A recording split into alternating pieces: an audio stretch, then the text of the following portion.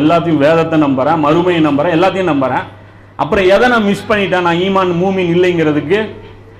ஏன்னா அல்லாஹ் நமக்கு கொடுத்த பணி அது. இந்த பூமியில் அனைவருக்கும் அனைத்தும் கிடைக்க வேண்டும் என்பது நம்முடைய பொறுப்பு. உமர் ரலியல்லாஹு சொன்னாங்கல்ல, இந்த நதிக்கரையில் இந்த நதி இருக்கு, அதாவது சொல்கிறாங்களே, என்னுடைய இந்த எல்லைக்குள்ள ஒரு நாய் பட்னியாக கிடந்தா கூட மறுமையில் அல்லாஹ் என்னை விசாரிப்பான் அப்படின்ட்டு. இதுதான் நம்முடைய பொறுப்பு, ஒரு மூமினுடைய பொறுப்பு. நாம் ஒத்துக்கலைன்னா பிரச்சனை இல்லை, நாளைக்கு உமர்லையும் கொண்டாந்து நம்ம பக்கத்தில் நிப்பாட்டுவான். இவருக்கும் அதே முகம்மது தானே தீனு கற்றுக் கொடுத்தாரு, உங்களுக்கு ஏன்டா ஏறலம்மா.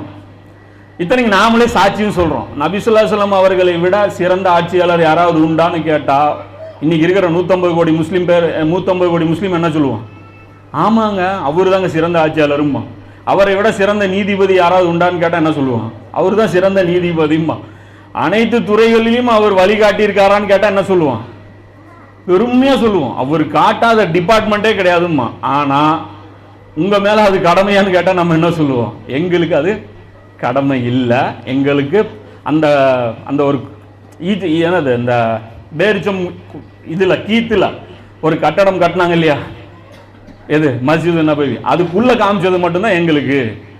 வெளியே போய் காமிச்சது, அவர் வெளியே என்ன பண்ணிட்டு வந்தாருலாம் எங்களுக்கு தெரியாது. அவர் வெளியே வந்து 1008 வேலைக்கு போவாங்க வருவாங்க, அதெல்லாம் எங்களுக்கு பார்க்க சொல்லி அல்ல சொல்லவே இல்லை. எங்களுக்கு சொன்னது அந்த கட்டடத்துக்குள்ளே அவங்க என்ன பண்ணாங்க அதை மட்டும் நீங்கள் ஃபாலோ பண்ணீங்க. கட்டடத்துக்கு வெளியே நபி எப்படி இருந்தாலும் ஃபாலோ பண்ண, இப்படி தான் நாம் நினச்சிட்டு இருக்கிறோம். இதுதான் நம்முடைய குற்றம். நபி ஸல்லல்லாஹு அலைஹி சொல்கிறாங்கல்ல, தீனின் பக்கம் திரும்பினால். அப்போ தீனை எதை மென்ஷன் பண்ணுறாங்க? அல்லாஹ்வின் பாதையில் பாடுபடுவது, அதாவது ஜிஹாதுங்கிற அந்த வார்த்தை அங்கே இருக்குது. ஜிஹாது இங்கே கொச்சைப்படுத்திருக்கிறதுனால நான் அதை பாடுபடுவதுன்னு சொல்லி மாற்றி வச்சிருக்கேன்.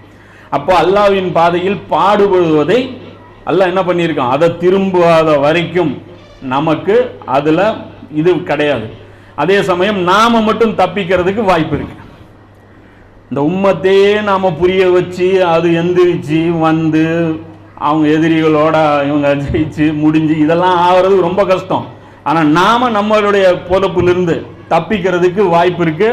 அதுக்கு நபி ஸல்லல்லாஹு அலைஹி வஸல்லம் அவர்கள் வழி காட்டுறாங்க, சொல்றாங்க, யார் குழப்பமான காலகட்டத்தில், இந்த காலகட்டத்தில் எனது வழிமுறையை ஏற்றாரோ அவருக்கு 100 ஷஹீதுகளின் அந்தஸ்து கிடைக்கும்.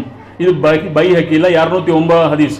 சரி, அது எப்படி ரசூலுல்லாஹ்வுடைய வழிமுறையை ஏற்பதுன்னா எப்படி? இந்நேரத்துக்கு என்ன பண்றது?